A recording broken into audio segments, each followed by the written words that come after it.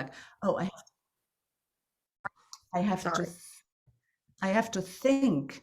If I don't think, I cannot make something beautiful. I need to have control. If I don't have control, then everything will fall apart. Well, the contrary is true. It is really amazing. I'm always in action, always have a new plan, another plan, and a challenge, and all these kind of things.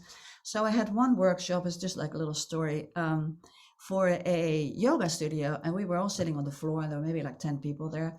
As we were painting, and at the end they said, so I always paint with the group, and then they said, one said, well, can I read your painting? I said, yeah, sure. I thought, well, she can't see anything in it anyway. And then she said, you're filling in empty spaces. And I said, no, I'm not filling in empty spaces. Oh my God, that's always what I do. I cannot, have nothing. I always need a challenge and always do something. And I painted that, and she saw that in there. And I was doing it for like 7 years. So every time you learn something about yourself, it's so amazing. And I even said to the students when they were painting on these big papers, and they're like, and they had a lot of white, and I said, well, but you have to fill in the white, and they said like, well, I like the white because it's so airy, and I was like, no, you can't do that. I go like, oh my goodness, I said that to those students. I never ever said it again after that. So I let them just did the white. Okay, yeah, cool, looks great. So it is absolutely amazing.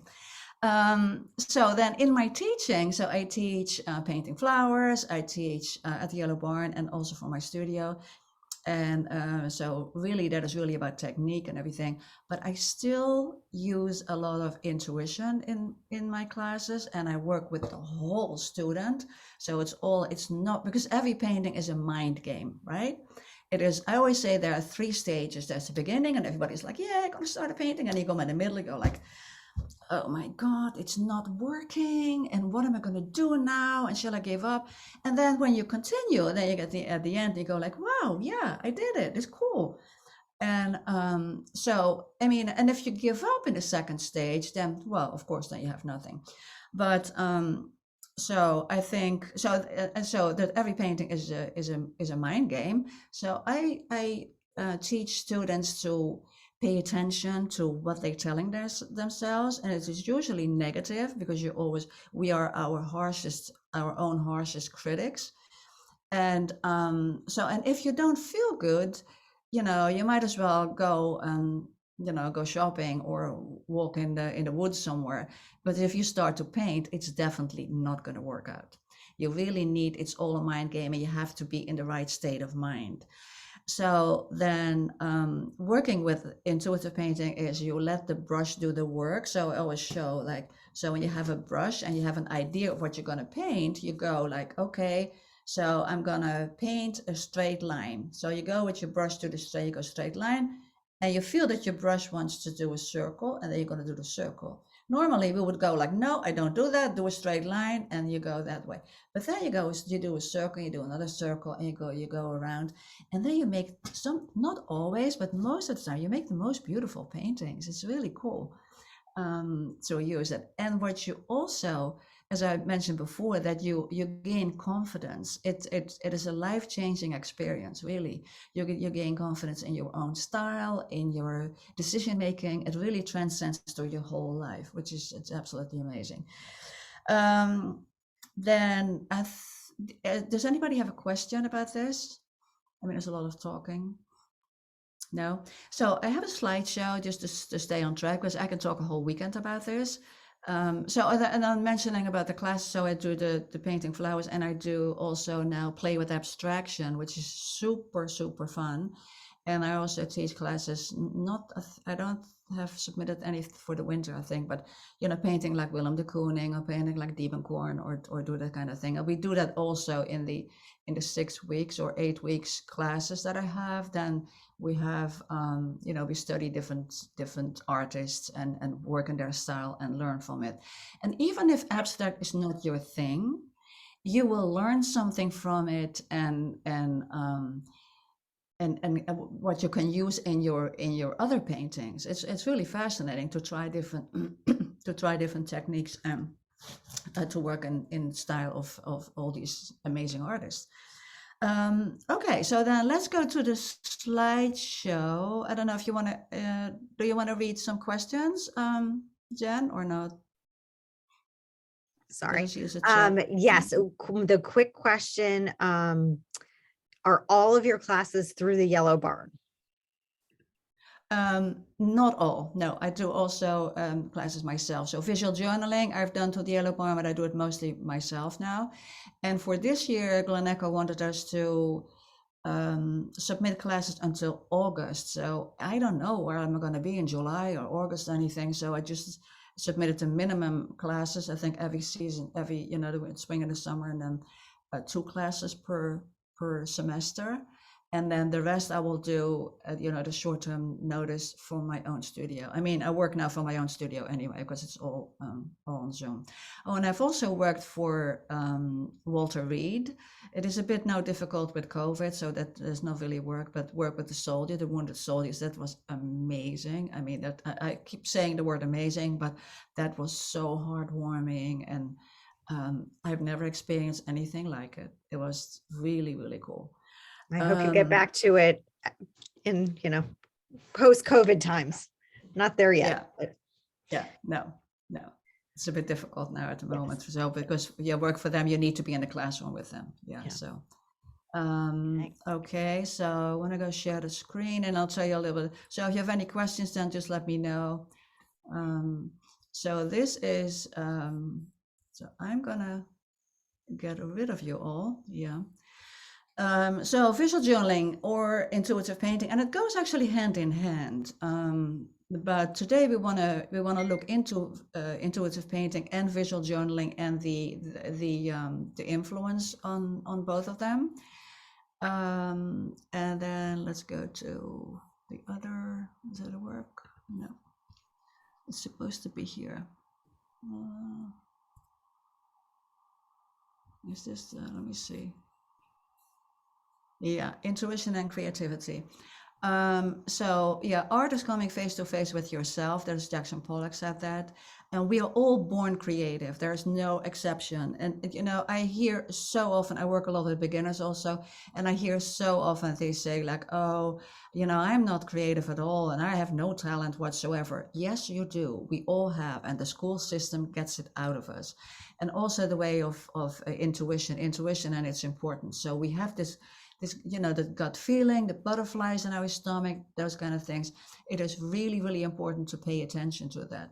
And we make the biggest decisions we actually make with our intuition. But in school, it gets no attention whatsoever. So for creativity, the prerequisite is learning to quiet your inner critic. It's very, very important. And give way to the process, so no expectations, which is another thing. Matthew McConaughey gave a couple of years, like 4 or 5 years ago, maybe, an interview where he also talks about this, enjoying the process and really going for the process and not looking at the end result. And when you enjoy the process, the end result will be better for it. Like, for example, when you go walking in the woods and you go from point A to point B straight ahead, it's kind of like, it's just like an okay walk. But if you look around and say like, oh, what is this? And oh, there's mushroom here and there. It's much more enjoyable because you're much more in the moment. And that gives a better result. So that interpretation, be aware of your existing beliefs. That is a huge thing. And maybe we all have this belief system that we make choices from, and we believe our thoughts.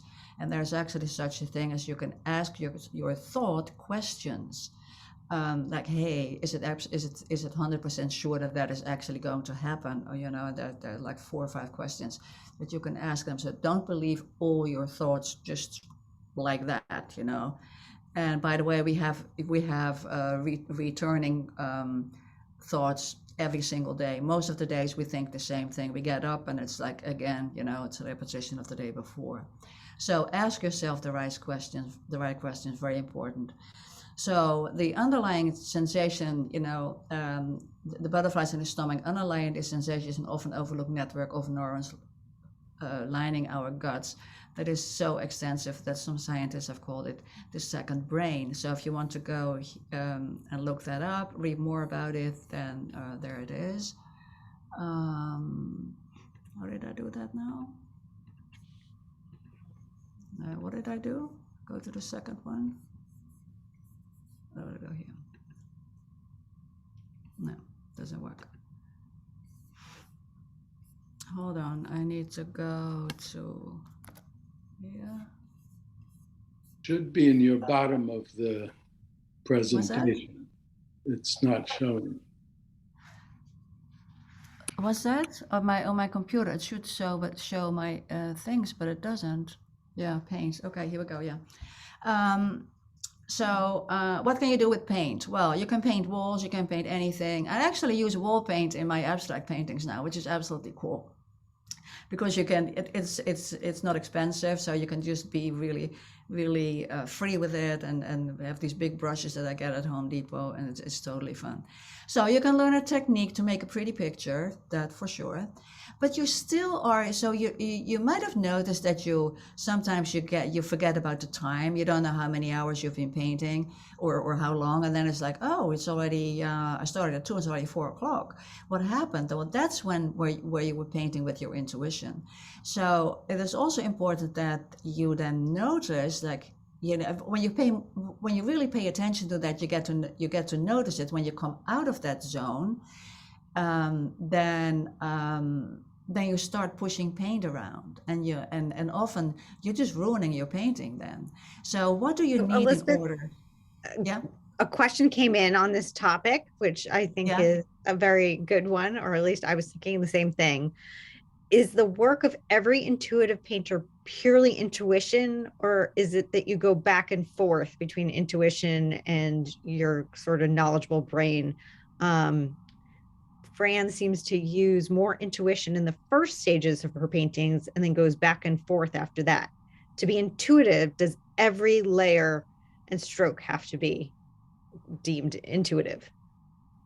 No, and it depends also a bit of what you're doing. If you paint just if you do an intuitive painting session, so you only paint intuitively, then you have different materials, and there's a whole different way of working at it. If you paint in your regular, you want to make a pretty picture, then I was just going to mention that then you need to know what your creative habits are. So in other words, what do you need in order to get into the zone? So for me, I need no shoes on. I need 2 hours by myself. Nobody can disturb me. I need all my colors out that I'm going to work with, and I need music on, and those kind of things. Because if you're working, you don't have all the colors on there. You go like, oh, you're really doing it. You go, oh, I need green. Oh, well, I don't have green, then I'll take blue. That's what you do then. So you go like, oh, where's my green? You go looking for the green, and then you're out of your intuitive zone. So you really have to pay attention to that, but you cannot be in the zone for like a day or so. I mean, you can, but you have to be really, really, really practiced about that. For us, that's not working. So then you go back and forth, but then pay attention to look at your painting and say like, what are the best parts of my painting, and how was I feeling when I was painting that? Was I thinking too much, or was I fast? Because when I'm in the zone, I paint fast, and if my brush strokes are cool. So and then I'm out of the zone, and I start fiddling around like, oh, maybe this is not, or that, or then, and I go like, okay, now I need a break. Just stop and do something else. So it is really pay attention to what you're thinking, what your mind, what your state of mind is at every specific moment, and looking back also you can notice that, so that you can kind of steer it and work with it. Yeah, does that make sense? If you only do the intuitive painting, so what we do, we have the papers on the wall, and then in the middle we have a table with all the colors out there. I have mason jars with the colors in there, because I think paint reminds me, color and paint remind me of food for some reason. So I have them in mason jars, and you have the brushes, and then what you do, you dip your brush into the color that calls out at you at that moment, and you're not going to say like, oh, am I gonna use red or pink? No, pink maybe not, because it brings out my baby issues. That's not gonna work, because then you're not intuitively, then you're judging yourself. So there's one thing that I was doing an intuitive painting, and I dipped my brush in black and I put it on my paper and I go like, black, no, I don't want that. And then I said to myself, well, your intuition chose it, work with it. So I did, reluctantly, but I did, and it was exactly what the painting needed, because it became an awesome painting just by that black, dark value in it was really what it needed.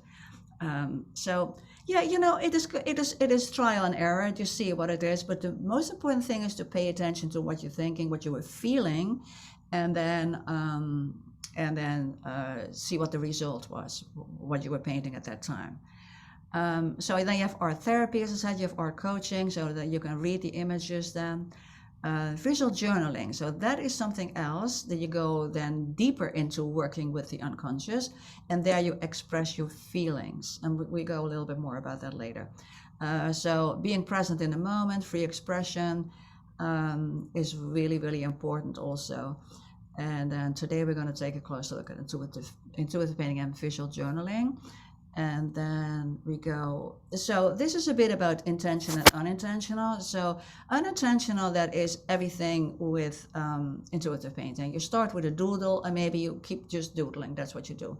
And if you're thinking too much, and what you need to do is that you have to move your brush faster than you can think, because then your left brain is going to give up. It's going to say like, hey, right brain, you take it over, because this is too complicated. I always say like, your left brain is kind of bossy.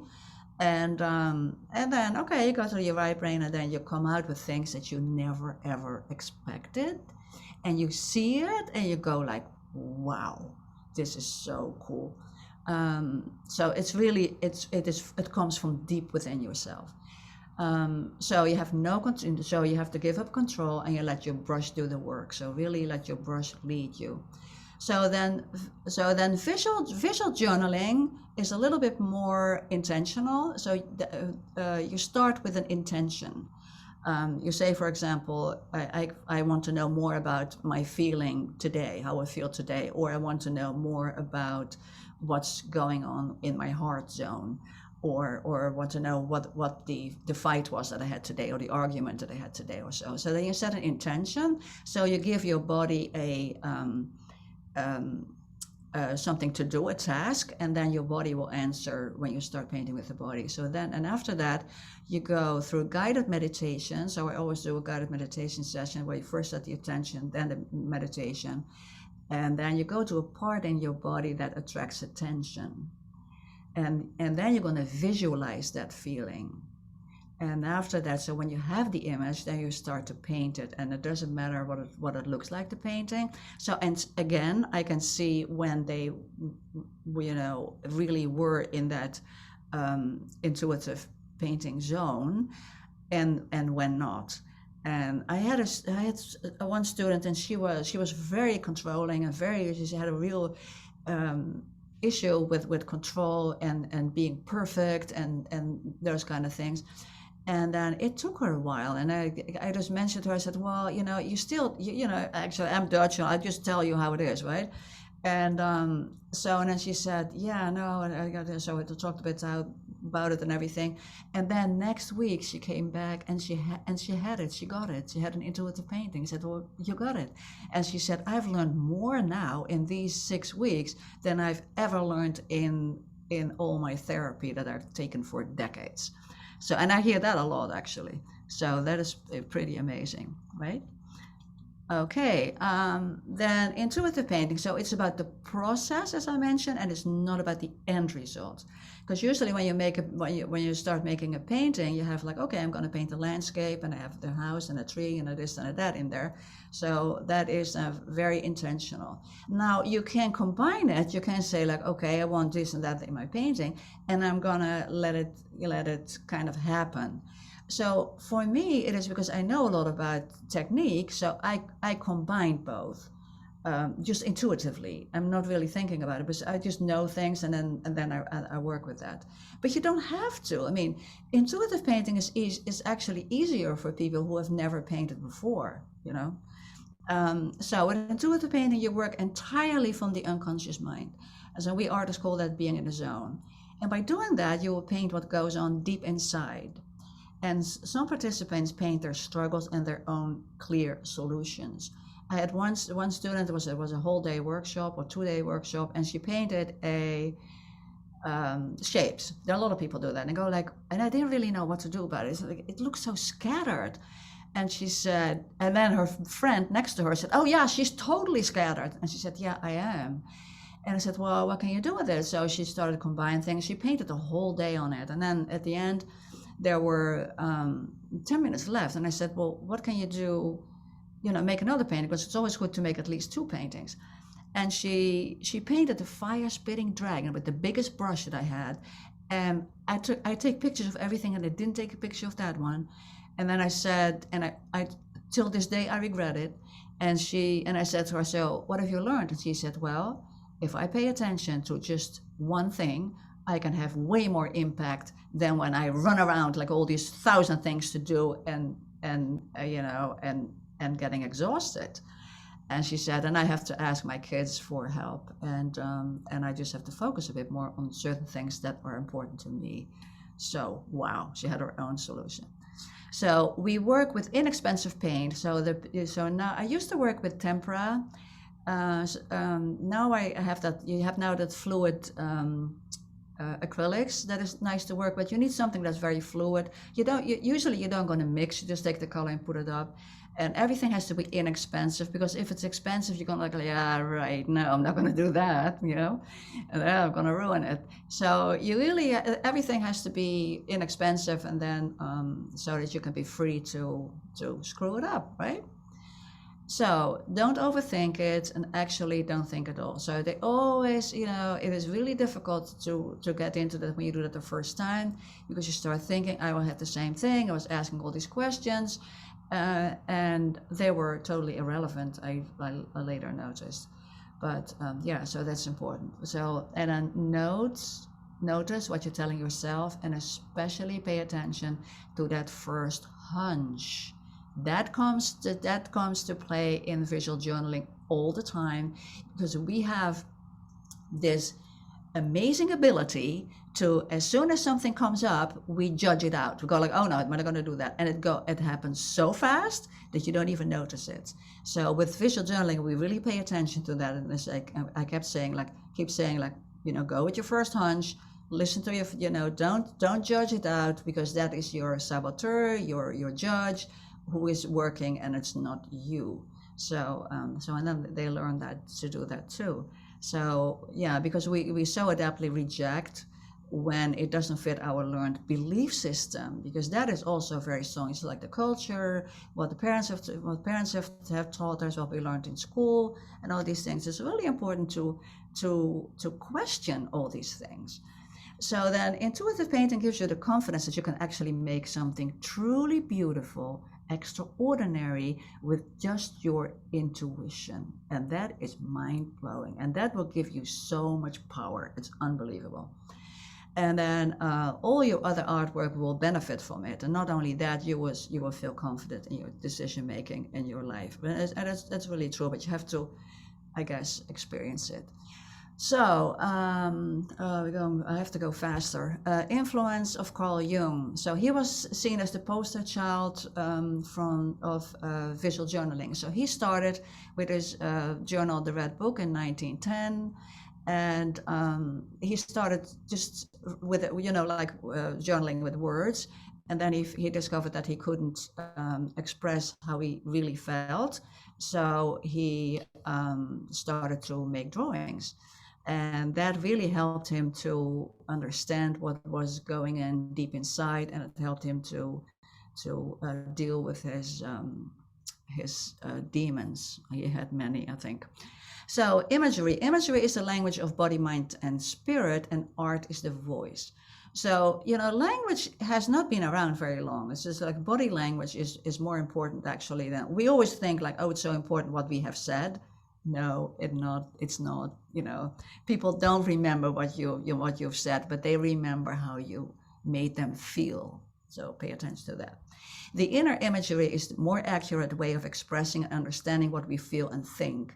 We all think in images.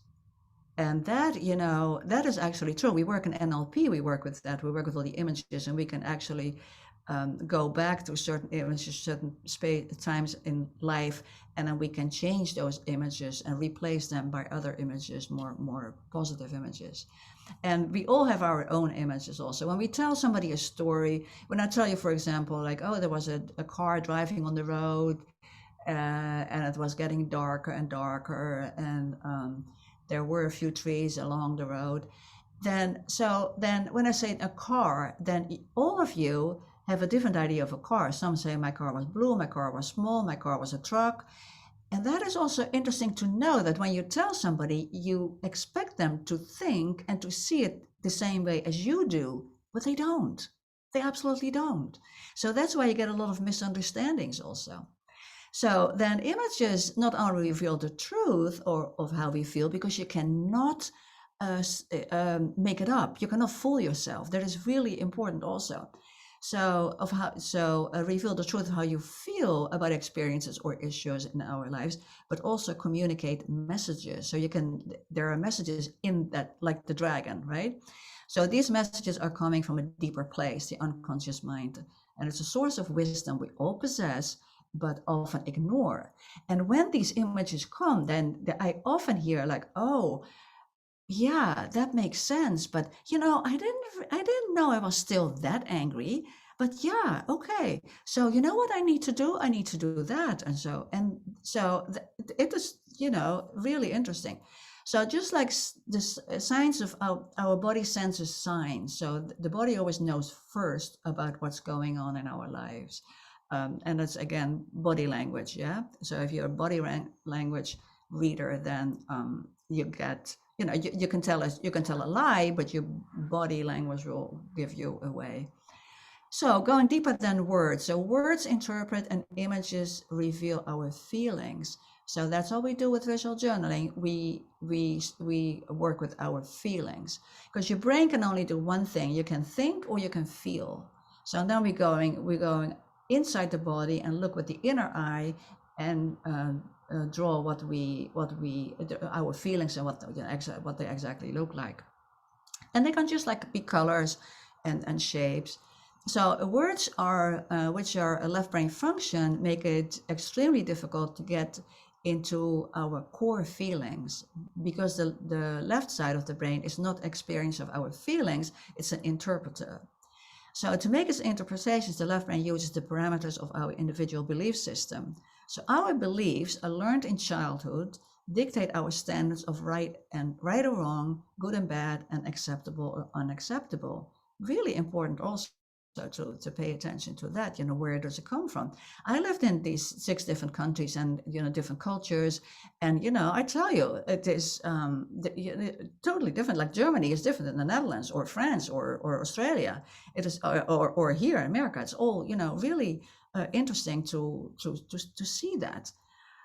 So the thoughts we have, the words in our heads, tell us what we think we feel, which is not always the same as what we actually feel.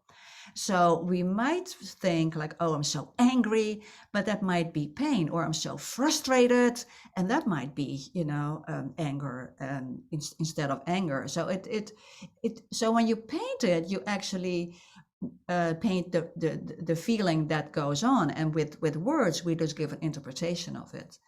So words separate us from our feelings, telling us what we should do, while the feelings communicate to us what we must do, and that often goes unheard.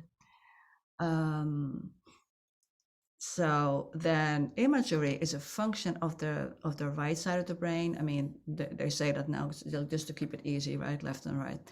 So every experience we have and the emotions that accompany it are perceived by the body and the right brain as imagistic sensations. And color is usually the strongest of these impressions. And that's why we say when we feel angry, we say, oh, we see red, or when you're sad, you say, oh, I feel blue. Or you also say, we see the light at the end of the tunnel when we end an ordeal. So when you start paying attention to the images that you have in your brain, because we're just thinking and we don't even notice those images anymore, but there are all images with everything. We think there's always an image.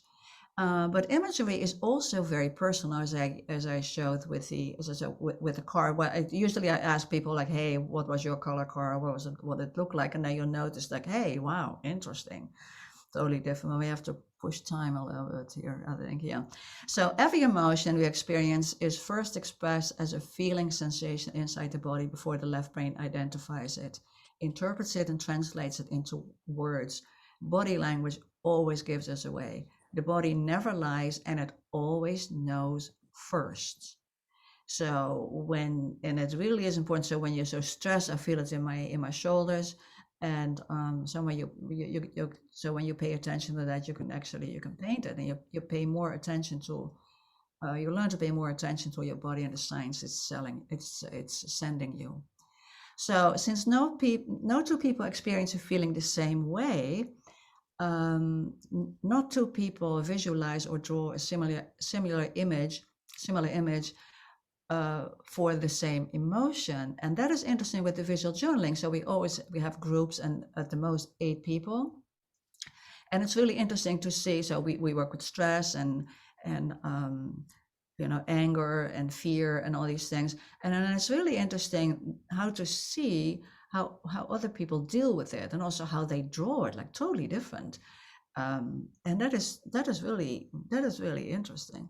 So the brain can only do one thing, as I said. It can think or it can feel, and try to do both. It doesn't work.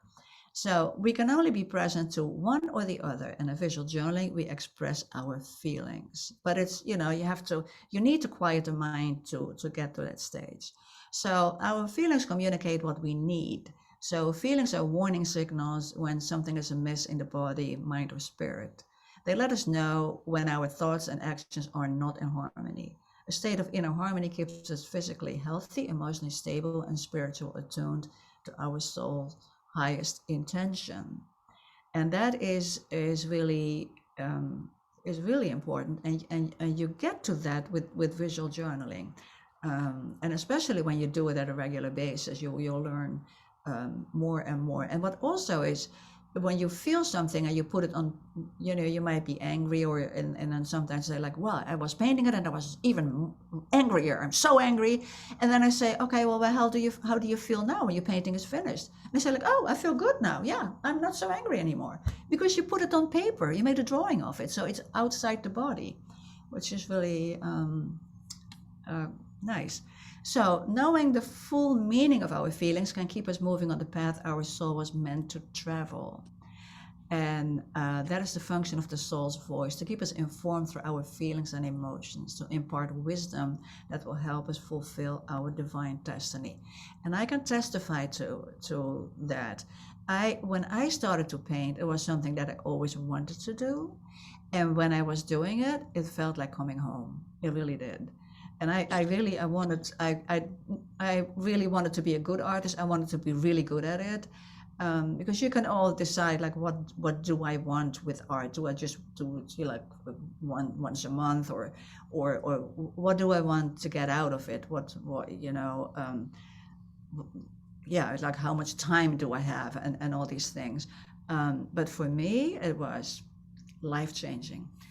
And then when you feel, it is really interesting that when you feel balanced and good about yourself, that is the best feeling ever. Everybody, people can just tell me things and I don't even get angry anymore. It's like, okay, yeah, well, and if they don't like my painting, that's fine too. I mean, yeah, I don't like everything. I don't like all my paintings. So, but it really gives you strength from within, which is important. So the right brain, research has proven, is incapable of judgment, and that is so beautiful. It records our reactions and images impressions and perceives them in terms of comfort and discomfort rather than right or wrong. So there, in these classes, there's no judgment at all. It's all okay. So with visual journaling, you go deeper than words to give voice to your soul. So words interpret our feelings and images reveal our feelings. And our feelings communicate what we need. So that is also, we all go through that. It's a 6-week class, 2 hours per class, and we go into all that. Every week is a different topic. So in visual journaling, like verbal journaling, is a way to record the nuances of life's experiences, but instead of words, visual journaling involves using one's inner vision to imagine what a thought, feeling, and emotion or emotional reaction would look like if it were expressed as a color, shape, or image. And the act of drawing allows you to see in graphic form what was initially an abstract, almost incomprehensible notion. And explaining in words how you feel when you lose a loved one or when you fall in love is for most of us an impossible task. That is totally impossible. And words cannot describe such an experience, but images can. You can get to the depth of that feeling with your image. So then we have a little bit of time left, so then maybe we can express. So this is one of my drawings that I did in my journal. See, it's just like, and then you can read stuff in there if you want to. Okay, so that was that. A lot of information, right? So all of our therapists. That sounds, yeah, it's great. A lot of information. Yeah, I know. Yeah, but it's and actually you have to experience it, because when I go in any class and I with see the students to go like they're glazing over, like yeah, whatever, and we start doing it, and then go like, oh yeah, wow, yeah, it's interesting. Okay, so well, I'm sorry that I have to push you so much, but I would like to do at least one drawing, or and it's like a check-in. And that is how we feel. And actually, yeah, if we have time, we'll do another one as well, because it's good to do the two and to compare them. So if you have yours, so I will talk you through the process. So then set an intention of what you want to get out of the intention and the question you're going to ask your body. So, and it's about how you feel now. So what's there now? So you can express it any way you want. You can say, hey, how do I feel now? Or why do I feel like this? Or what is up with that? Or just like simple, like what is going on in my heart, or anything, just what goes on. So write that down and don't overthink it, just with this thing, it's just not to overthink things at all. So, and I'll let you paint that maybe for like 3 minutes or so, and then after that we're going to do and see if we can do it quickly, another one. Okay, so if you have that, then sit in a comfortable position and close your eyes and take several deep breaths.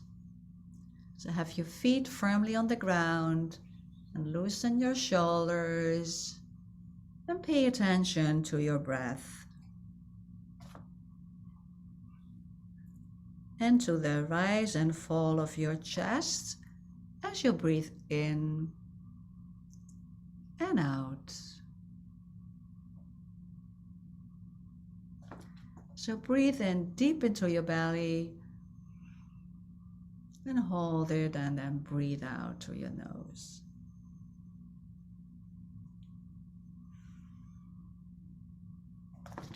And allow your conscious awareness to be drawn toward whatever part of your body attracts your attention.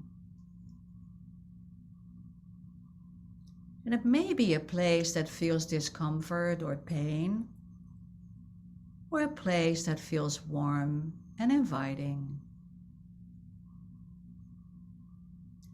And when your awareness becomes present in that part of your body, then concentrate on the physical sensation you feel.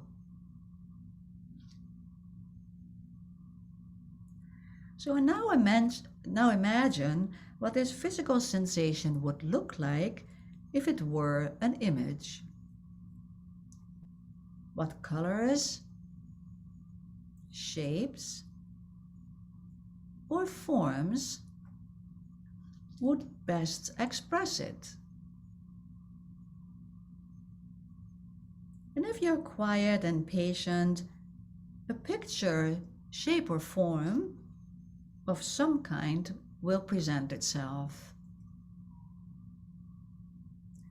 And either as a visualized image within your mind's eye, or you may just sense the idea of an image. And when you know how you want to express what this feeling looks like, then open your eyes and draw your image on your page. And if you don't know what it looks like, then start with a doodle and keep following your intuition.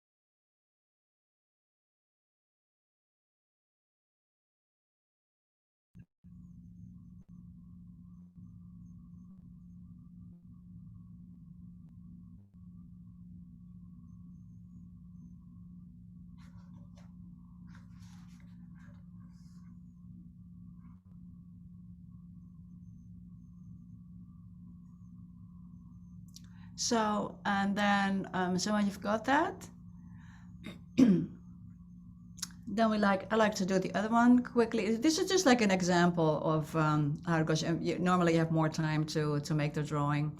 So now think about a time in your life that you were, time of a person in your life that you were very, very grateful for.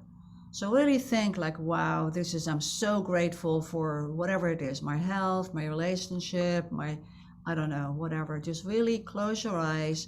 So I won't go through the whole meditation session, but if you can close your eyes and then pay attention to that time. So feel it really, that grateful feeling that you have, you're the most grateful for in your life.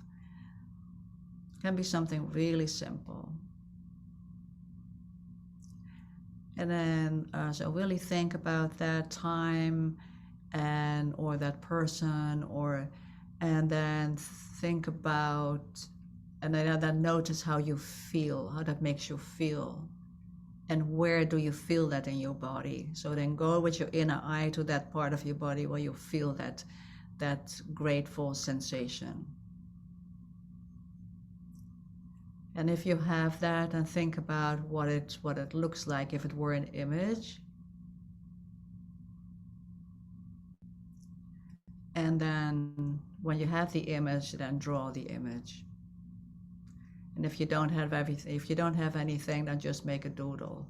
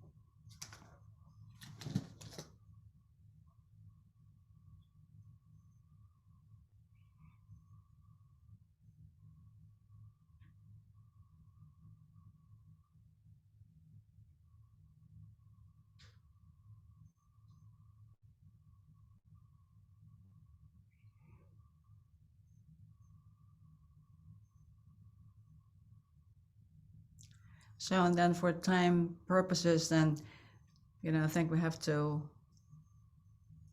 look at the time. So take a look then at both images, the first one and the second one, and see if there's a difference between the two, and what the difference is, and also how you felt when while you were painting it. Does anybody want to comment on that? Want to say something? I don't know if it was just me, but in the second one, I was much more into my left brain. The first one, I was much more into my right brain. Oh, yeah? Mm-hmm. Interesting. Yeah. So I went back to a memory in the second one, and then I tried to figure out how to portray it, and that put me into my left brain. Yeah. See, that because it was really rushed. So usually then what you go through the stages, and you go with your inner eye, look with your inner eye, you go to that sensation, and then you ask for the image and you paint that sensation. You need probably more time to get there. Yeah. What I did instead was take the colors from it and write them down. Yeah. That worked. That was my right brain working. Yeah. Good. Yeah. I reacted just strictly from myself. The first one was a physical reaction. The second one, I have never forgotten the joy of getting my mother back after a hostage situation, and it didn't take anything much to bring that to the surface and to express that. And what does your painting look like? The second, between the first and the second one, is that? This is the second one. It's just explosion. Yeah. It goes up, right? The first one, I don't know which way it's going to go. The first one, I have myofascial pain syndrome. And I just talk. It's just the way my back feels. Yeah, so that's that's more complicated what I see in there. It's funny because you don't see it because I have all the markers, but it's about the same thing, Yeah. And that's the first one. The second one was exactly the same, but with different color, yellow and red. Yeah. This one is little blue, but it was the same. And the same thing that she did. It's funny. Yeah, interesting. Yeah, so so I was reading something about gratefulness. You read a lot about it. It was Huberman is his name. He's a neuroscientist, and he was having a talk about No, he said, what do all, successful people have in common? One thing, and it is gratefulness. So just being grateful for something, it really, it changes your brain, and you'll be happier when you do that, which is really interesting. Whole thing. Yeah. Anybody else? Yeah. Are you muted? Yeah. Yeah. My reaction, I was so grateful that you brought up gratefulness, because it was such a blessed change from the first feeling that I kind of carrying around right now. Yeah. And then delve in that for which I'm deeply grateful. Nice. Yeah. See, and you can do that anytime in your day. You can get up and think about what you're grateful for. It's, instead of I'm gonna do this, I'm gonna do that. It will give you and set an intention to the day or so. It will really change you live more intently that way, and happier, because there's so much we are grateful for. I mean, I know I have a fantastic life. Really great, and there are downsides, but overall my life is really nice, and I'm very grateful for it. So yeah, nice. So anybody want to say, was it helpful, or was it interesting or not, or what do you think about the question? There is something open, says live transcription, closed captioning has been enabled. You can see this transcript. The account owner and everyone in the meeting can save this transcript and share it with apps and others. What can we? So we're actually recording this, and I forgot to ask Elisabeth before the session. With her permission, we will actually publish this on the Montgomery Art Association YouTube channel, so you could actually rewatch it. But again, I want to make sure that's okay with Elisabeth. So I'm not sure. Yeah. Okay. Oh, great. Thank you. I did miss the first part. It's a problem when you start recording and have to pause at the beginning and then forget. Yeah. So I apologize for that, but the good meaty stuff is in there. In terms of the message you're receiving, I think I'm not sure how to do that, but you can rewatch without transcript. Well, what is interesting is to have the pages that were written, to reread them and to get them more, because he wants a copy of he wants a copy of the slides. Yeah, that's it. That's you'd like a copy of the slides. Yeah. That Elisabeth, are you comfortable sharing with that? It is okay. I think they're on the video also, right? So if they're on the video, so you can watch them there. Yeah. So I think that will do it. Yes. Okay. Well, I thank you again. I mean, I know I threw a lot of information at you, maybe too much, but there's take a little while to absorb, but it's good. That's the sign of a really good session, is when you need to, take a moment and process. Yeah, but we all appreciate it. Thank you so much, Elisabeth. And thank you everybody for joining us. Next month, we have a very special treat, so stay tuned. More information is going to come out soon. Warren, a watercolor artist from Texas who's amazing, will be joining us. So watercolor artists out there, you definitely want to tune in, and those who are not, she's still incredible. So nice. Elisabeth, thank you. Good night, everybody. Stay warm, stay safe. Thanks, stay healthy. Elisabeth. Thank you. Thank you, everyone. Thank you. Thank you. That was great. Thank you so much. It's a great session. Well, thank you. You're welcome.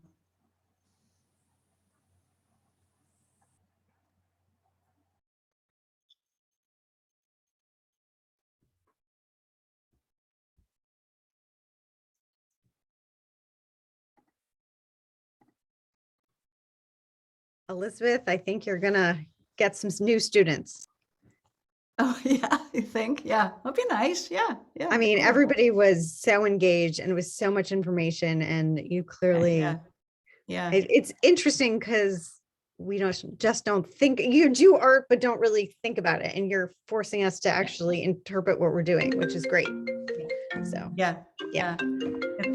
It is really, really interesting to because there's not much information about it, and I've been doing it for so many years now, for like 12 years.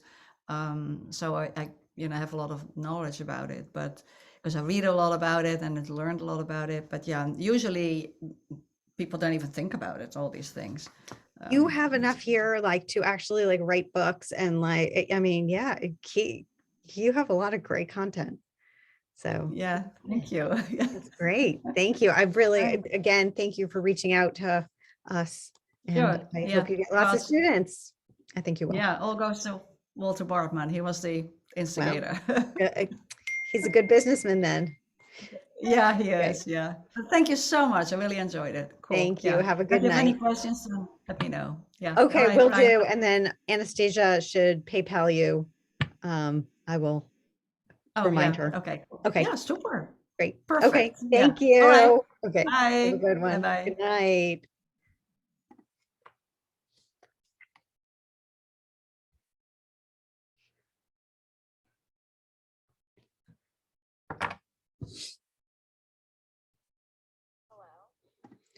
Hi.